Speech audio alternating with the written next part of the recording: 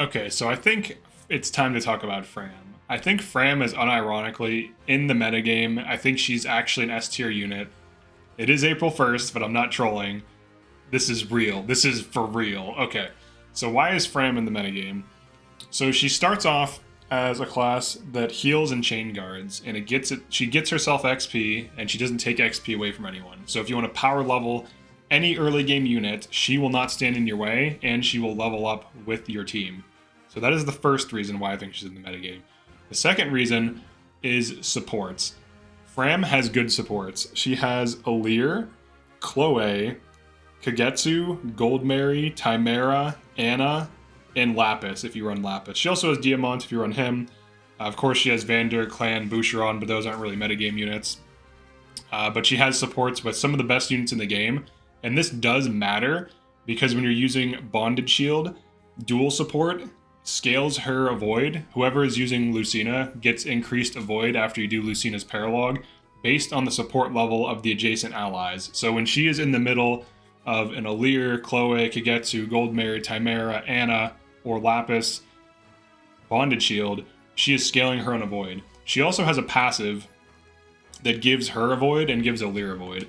So if I just park her out here, right now she's at 78 avoid. So you can create a shielding art that gives her +5 defense, as well as put the Micaiah engraving on it to increase the avoid, making her passively very avoidant early on. And then with the well, you can get her avoid +15. So when she's not standing next to anyone, she's very avoidant. Now when Alir stands next to her at support rank B, she now has 93 avoid. So she gets +10 from being next to the Divine Dragon. So that puts her at 83. And then she gets... Actually, what was she at before? Let me see. She definitely gets the +10. Alright, so 78. Okay, so that puts her at 88. And then the support bonus bumps her up to 93. So 93 avoid this early is pretty crazy. I mean, very few things can even hit like 20% hit rate on her. So if she's standing next to something, she's virtually unkillable. This early. This easily. So it doesn't take much. And then if you add more supports, now she's starting to hit higher avoid. If you add more supports, she's almost to the point where she can't even be hit right now. Like 103 avoid. This enemy has no chance of hitting her. This enemy has like a, I don't know, 5% chance. So early on, she becomes an avoid tank when next to certain allies.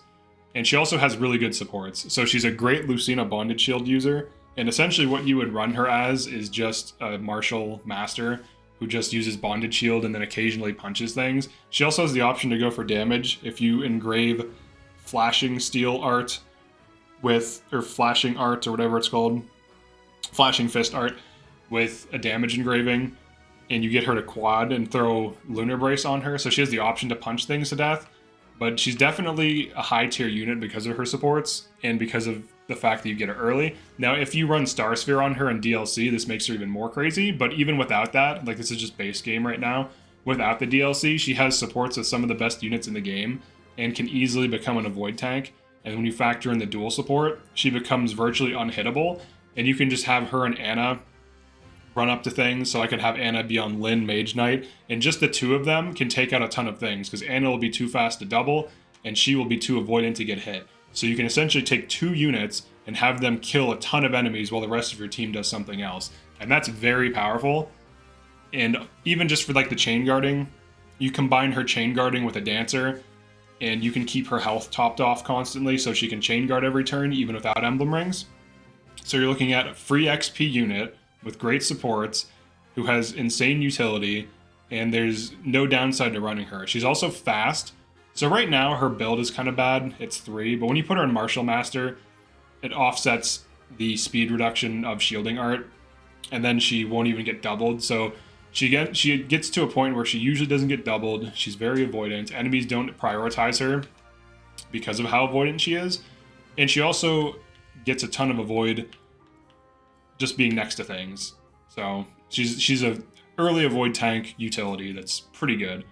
Aside from that, she can also build up Lucina quickly. So if there's an enemy mage or something like an archer or even a dagger unit that she can either double or quad with fist arts, she can build up her Lucina charge quickly, whereas other units, you know, maybe the enemy's too fast, you don't double. You always double with punching. She can also break certain enemies, so she can break those annoying wolf knights and set up kills on them pretty consistently to mitigate damage your team takes when attacking them. So it is actually very useful to have her, and this is not a troll. I mean, you can judge this by the arguments I'm making, right? Like, obviously this is the case.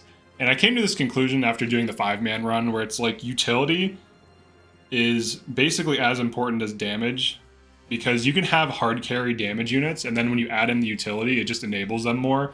So it's very similar to like triangle strategy, where you have your hard carry damage units and then a bunch of utilities and shutdowns and debuffers and things like that.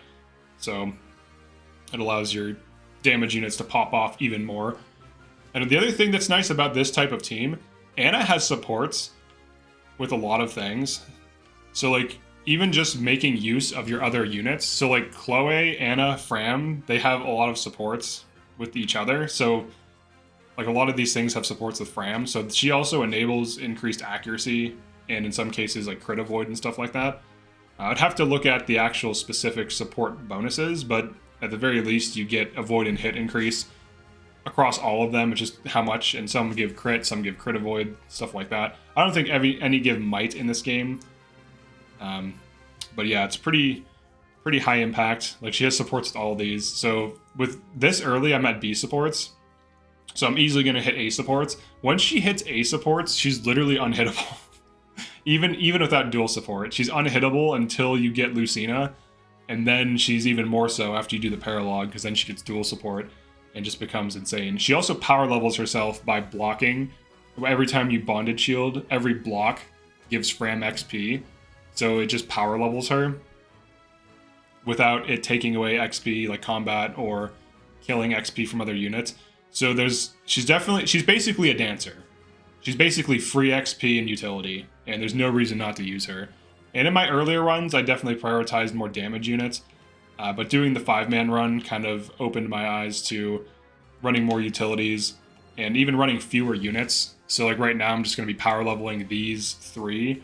And then these are just here for fun. They're probably not going to... I'm going to have them kill infrequently. And then we have our utility, and we have our damage. So yeah, that's it for this one. Framme, I unironically think, is S tier, and is part of the metagame now. I think she's not... Actually, no, I'm going to say this. Situationally, she's better than a dancer. Because a dancer can only refresh one turn. If she can contribute to enemy phasing entire groups of enemies, she is better than a dancer. And that... Like, honestly, if I had to run her or Sadal in my 5-man run, which I completed, so I already know it worked out, I would rather have her because of her avoid tanking. Now, Sadal can do something similar and also be a dancer, but I did use her offense and her punching, and I feel like her being an early Star Sphere, at least in DLC, allowed her to snowball and get to a place where she could one round and punch things. Now, arguably, Sadal could be better or worse in some aspects. He can't use staves, though, which definitely hurts. So she has extra utility he lacks. So honestly, I think she's better in 5-man teams. And it worked, so, I mean, it still needs to be proven, but, you know, staff access. Obviously, you could give him Micaiah to kind of give him staff access, but then he also can't run Lucina, so you can't have both, right? So if you run a dancer, you can't have staff access with Lucina if you wanted him to be a Lucina user. But yeah, he does chip heal over time, though, which is nice. But I would rather have the staff access helped for like warping, rewarping, or not rewarping, warping and rescuing, physicking, this sort of thing. I don't think he can warp with, I think warp is B, so he can't warp.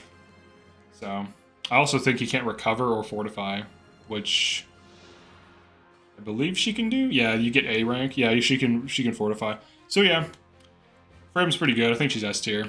I think in small teams, she's better than a dancer. In this game, so enemy phase heavy, I think that Lucina in general is better than dancing because you're killing so many things on enemy phase.